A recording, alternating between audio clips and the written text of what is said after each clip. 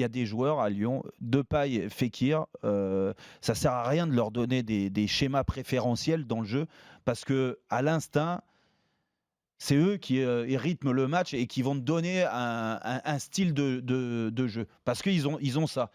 Par contre, je suis persuadé qu'un Traoré, un Cornet, un Dembélé, pour parler de ces joueurs-là, eux, il faut un schéma préférentiel. Il faut que tu leur dises, voilà, quand il y a un tel qui a le ballon, il faut que tu fasses ça. Quand on est en bloc un peu plus bas, il va falloir que tu fasses ça. Il va falloir que tu viennes. Tu vois, je pense qu'il faut un peu plus les guider. Et j'ai l'impression que par moment, ils sont un petit peu trop livrés à eux-mêmes. C'est pour ça qu'il y a cette inconstance. Un très bon mois de février, un Excusez-moi, vous parliez excellent. de ton monotone de conférence de presse. Je suis désolé, un entraîneur n'est pas obligé d'être monotone. Et Julien Stéphan, quand il parle, c'est bien, c'est vif, dynamique. On Ouais, est mais dedans, on le suit. il est encore fringant, il a envie de mordre dans le micro. Mais quand t'es pas frais, c'est mauvais signe. C'est Quand vrai, t'es pas frais, non, mais moi, quand t'es pas frais, c'est mauvais signe. Je suis désolé. Moi, je te rejoins, hein, mais je vais aller plus loin. C'est qu'il y a un problème quand t'es monotone et tout, que tu endors les gens, c'est qu'il y a un souci. Et ça va, ben ouais, ça va pour les entraîneurs, ça va pour les journalistes, pour les consultants. Quand tu Exactement. commences à faire trop d'émissions, au bout d'un moment, tu as la tête et bah, tu perds Là, Stéphane, ta tu passion. l'écoutes, t'es avec lui, Mais tu sens que le c'est club vrai, est dynamique. c'est vrai. À Lyon, tu sens C'est vrai. qu'effectivement, il y a beaucoup de questions ça- et que c'est ça un peu s'endort. bizarre.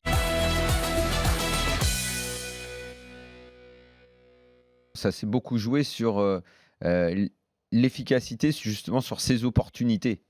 Parce que je pourrais très bien te dire à quel point je trouve que Vinicius est un joueur qui enchante quand tu le vois, même s'il a encore un déchet assez important dans la finition, dans le dernier choix.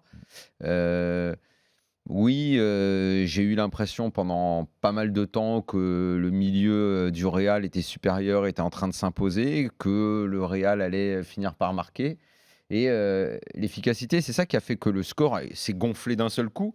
C'est que d'abord, le Barça a plutôt procédé par contre, et ça aussi c'est nouveau, enfin, par rapport au Classico des dernières années, parce qu'on a beaucoup répété quand même que depuis que Valverde est là, le Barça ne joue plus comme avant et comme dans la tradition du club. Mais là, ce soir, c'était pour le coup vraiment marquant.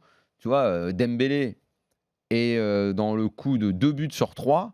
Et pourtant, Sa première mi-temps, je trouve qu'il est pas bon, qu'il fait plein de mauvais choix, que quand il doit donner, il donne pas, quand il doit tirer, il tire pas, il tire quand il doit donner.